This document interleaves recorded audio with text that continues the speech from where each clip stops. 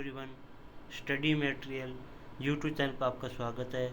आज हम study GK के मोस्ट इम्पोर्टेंट क्वेश्चन देखें। आज क्वेश्चन नंबर फर्स्ट, संयुक्त सैन्य अभ्यास डेजर्ट साइक्लोन भारत और किस देश से संबंधित है?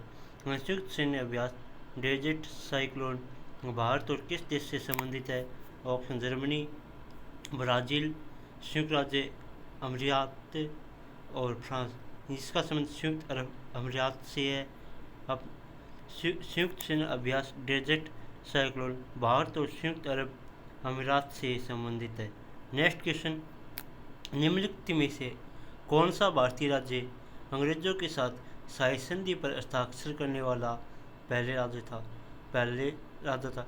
यानी निम्नलिखित में से कौन सा भारतीय राज्य है जो अंग्रेजों के साथ शाही संधि पर हस्ताक्षर करने वाला पहला राज्य था? ये ऑप्शन हैदराबाद, कोचीन, त्रावणकोर या मराठा। प्रथम राज्य हैदराबाद था जिसने अंग्रेजों से शाही संधि पर हस्ताक्षर की थी। नेक्स्ट क्वेश्चन, भारत के संविधान के धर्म, नस्ल, जाति, लिंग या जन्म स्थान के आधार पर भेदभाव के निषेध का विवरण किस अनुच्छेद में दिया गया है? यानी भारत के संविधान के धर्म, नस्ल, जाति, लिंग या जन्म स्थान के आधार पर भेदभाव के निषेध का विवरण वो किस अनुच्छेद में दिया गया है? ऑप्शन अनुच्छेद 22, अनुच्छेद 27, अनुच्छेद 15, अनुच्छेद 10। इसका वर्णन अनुच्छेद 15 में दिया गया है। अनुच्छेद 15 धर्म, मूलवश, जाति, लिंग या जन्म स्थान के आधार पर भेदभाव का निषेध के बारे में वो बताता है। नेक्स्ट क्वेश्चन, समुद्र पर बने भारत के सबसे लंबे पुल का उद्घाटन किसने किया? समुद्र पर बने भारत के सबसे लंबे पुल का उद्घाटन वो किसके द्वारा किया गया है? ऑप्शन नरेंद्र मोदी, नितिन गडकरी, द्रौपदी मुर्मू या अनुराग ठाकुर। इसका समुद्र पर बने भारत के सबसे लंबे पुल का उद्घाटन वो नरेंद्र मोदी के द्वारा किया गया है। नरेंद्र मोदी, पीएम मोदी ने समुद्र पर बने भारत के सबसे लंबे पुल का उद्घाटन मुंबई में वो किया था।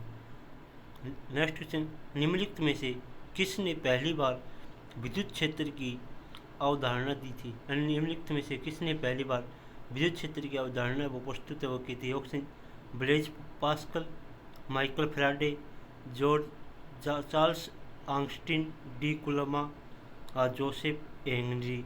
इसकी माइकल फैराडे ने पहली बार विद्युत क्षेत्र की अवधारणा वो दी थी। माइकल फैराडे ने विद्युत क्षेत्र की अवधारणा पेश की थी।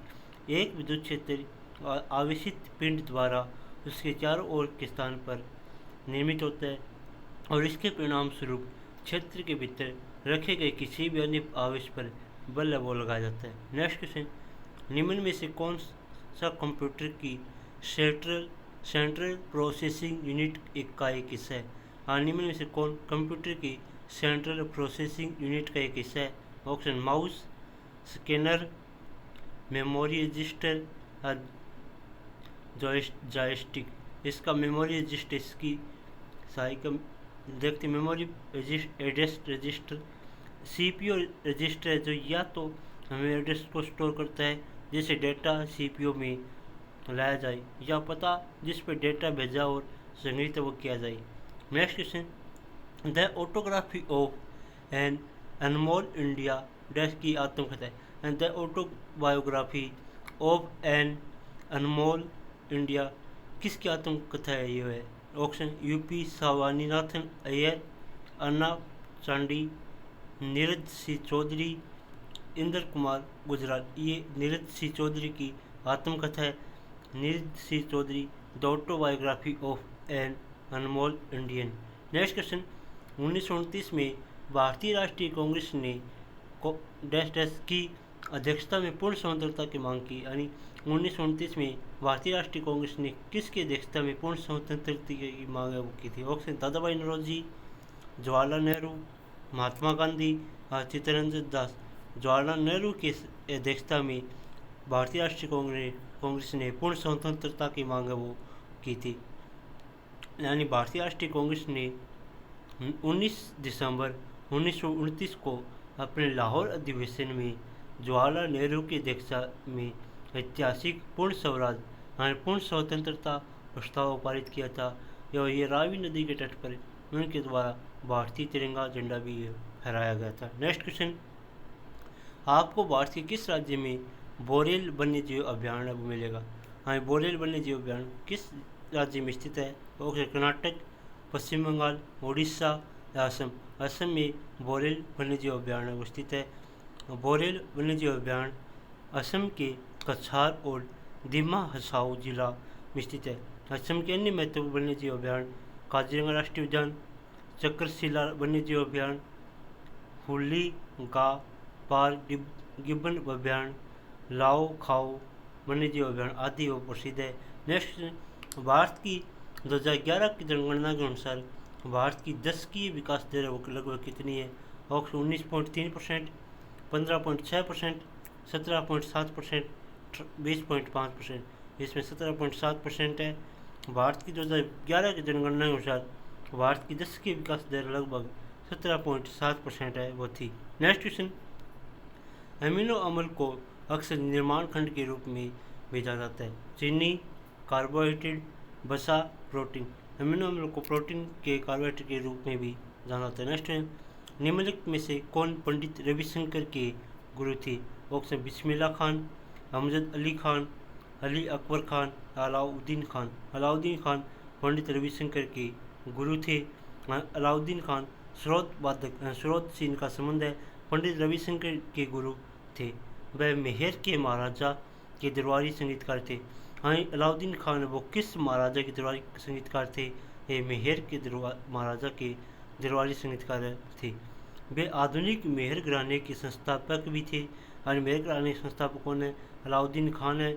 उन्हें पद्म भूषण 1958 और पद्म विभूषण 1971 में सम्मानित किया जा सकता है। संगीत नाट्य अकादमी पुरस्कार और संगीत नाट्य अकादमी फेलोशिप 1954 में सम्मानित किया गया। बिस्मिल्लाह खान शहनाई वादक है और अमजद अली खान स्रोत वादक रहे हैं। नेक्स्ट क्वेश्चन, लोकसभा और राज्यसभा के संयुक्त सत्र की अध्यक्षता वो कौन करता है? लोकसभा स्पीकर, लोकसभा के उप स्पीकर, प्रधानमंत्री और उपराष्ट्रपति। इसमें लोकसभा का स्पीकर ये इसकी अध्यक्षता वो करता है।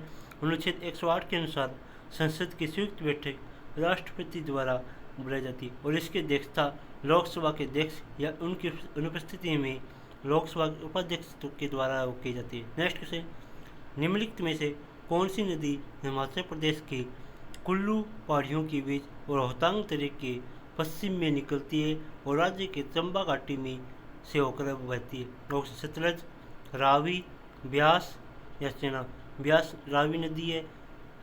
रावी हिमाचल प्रदेश की कुल्लू पहाड़ियों में और रोहतांग दर्रे के पश्चिम में उगता है और राज्य की चंबा घाटी से होकर बहती है। यह पंजाब की 5 नदियों में से सबसे छोटी नदी रावी है।